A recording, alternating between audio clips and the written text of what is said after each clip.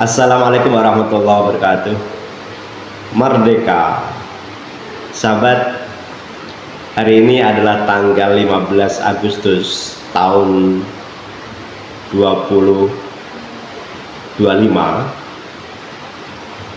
bertepatan dengan 2 hari lagi kita akan memasuki kemerdekaan Republik Indonesia yang ke-80.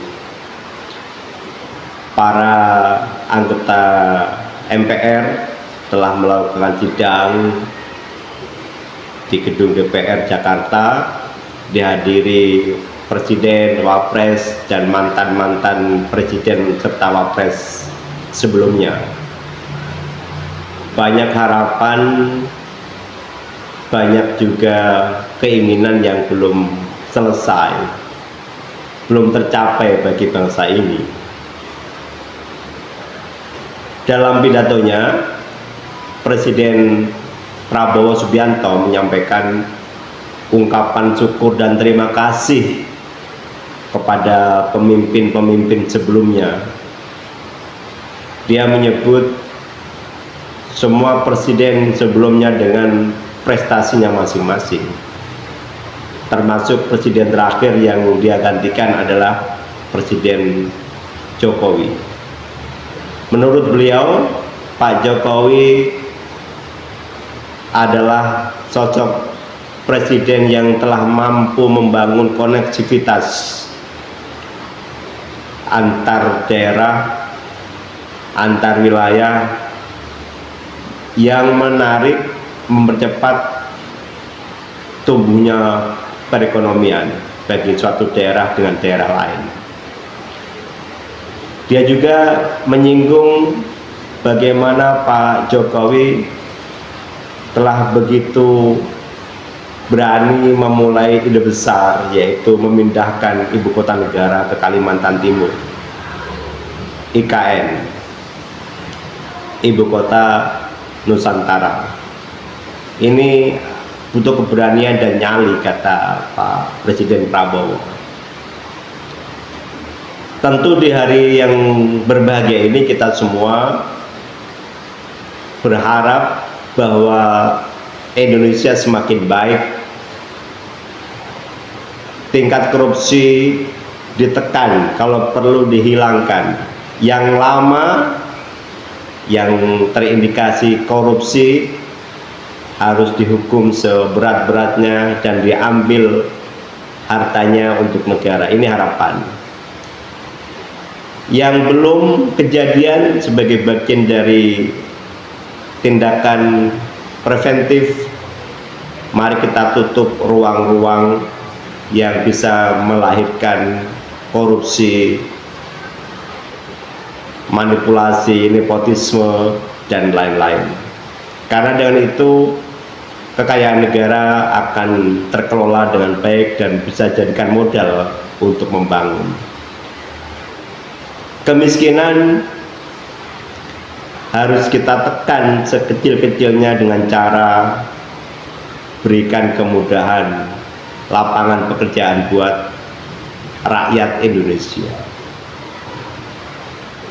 Kebodohan harus dihilangkan dari muka bumi, karena tidak ada sejarahnya dengan kebodohan mengangkat dan martabat sebuah bangsa. Kebodohan yang akut hanya membuat negara semakin sulit untuk berkembang dan maju.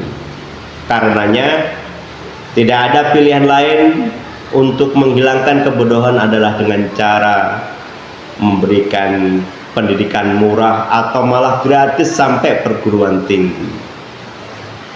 Karena dengan pendidikan, dengan ilmu yang dimiliki anak bangsa, dia mampu mengelola kekayaan, potensi, baik diri dan negaranya untuk kebaikan bersama. Dari sisi kesehatan, kita juga berharap orang-orang yang sakit bisa ditanggung oleh negara. Karena kekayaan kita, pajak yang dibayar oleh rakyat, semua mestinya untuk kepentingan rakyatnya. Hari ini belum, pajak mahal, semua dipajakin, dari tidur sampai tidur semua kita pajak. Gak ada yang gratis kita hidup di Indonesia. Giliran sakit kita harus mengeluarkan biaya sendiri, dan terkadang bisa jadi ada di antara kita yang BPJS-nya tidak aktif karena mereka belum mampu membayar iuran secara rutin, mengingat begitu mahal juga biaya BPJS Mandiri.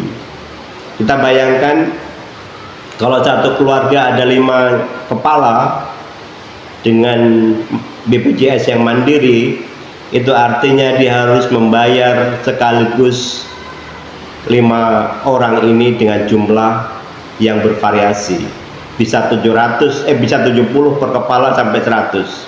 Artinya tiap bulan bagi peserta BPJS Mandiri dia harus mengeluarkan uang 700. Berat kan? Dengan gaji yang masih sangat minimalis, atau malah sama sekali belum punya gaji karena kerjanya serabutan. Ini kan berat.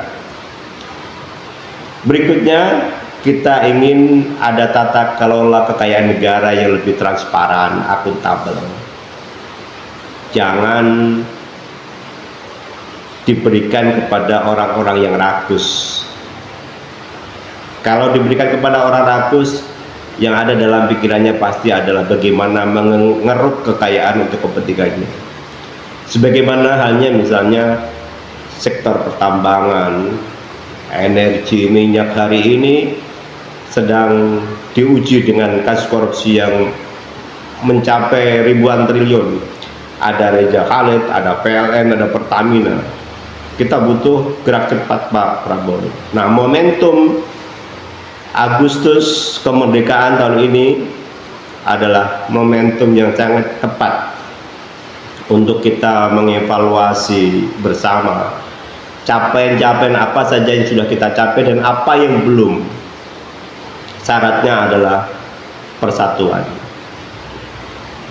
Karena bangsa kita sudah terbiasa sebelum-sebelumnya setiap kali pergantian kepemimpinan pasti dibarengi dengan perseteruan, ketidakharmonisan, sehingga ini mengganggu. Nah, Pak Prabowo mengawali sesuatu yang baru dan yang baik, yaitu dia merekonstruksi capaian-capaian yang sudah dilakukan oleh presiden sebelumnya untuk kemudian diteruskan di periode mendatang. Ini sesuatu yang keren. Tentu kita memiliki evaluasi dari kekurangan sebelum-sebelumnya, tapi tidak untuk kita menjatuhkan, karena beda kepala, beda isi pikiran, beda isi tindakan. Nah, Pak Prabowo sudah sangat gentle, kesatria memulai ini. Sebagai anak bangsa, kita harus menghilangkan kebencian, iri, hasud, dan dengki, sehingga kasus yang antara penting tidak penting akhirnya dibikin seperti besar, kasus ijazah Pak Jokowi dan seterusnya. Buat apa, udah selesai. Dan kita meyakini Pak Jokowi sebagaimana yang kita dengar juga ijazahnya benar, karena UGM-nya sendiri sudah memberikan klarifikasi bahwa ijazah kuliah Pak Jokowi adalah sesuai dengan prosedur dan tuntas. Jadi mereka-mereka yang masih begitu, ya nanti kita dan dihukum oleh waktu pasti. Kenapa? Karena kebenaran pasti akan muncul sebagai sebuah kebenaran dan kebohongan akan hancur dengan caranya sendiri. Wassalamualaikum warahmatullahi wabarakatuh. Merdeka!